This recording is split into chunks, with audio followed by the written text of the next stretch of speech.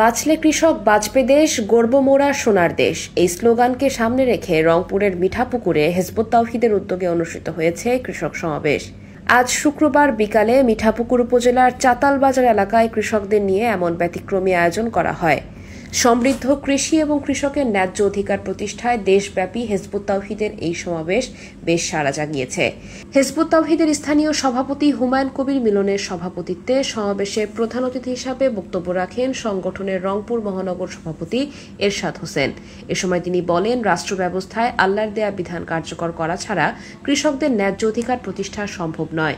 শুধু কৃষকদের ন্যায্য অধিকার নয়, রাষ্ট্রের সর্বাঙ্গনে ন্যায় সুবিচার প্রতিষ্ঠা করতে আহ্বান করে যাচ্ছে হিজবুত তাওহীদ। উপস্থিত সকল কৃষককে হিজবুত তাওহীদের প্রস্তাবিত আহ্বানের সাথে ঐক্যবদ্ধ হওয়ার আহ্বান জানান। সমাবেশে সংগঠনের স্থানীয় নেতৃবৃন্দ উপস্থিত ছিলেন।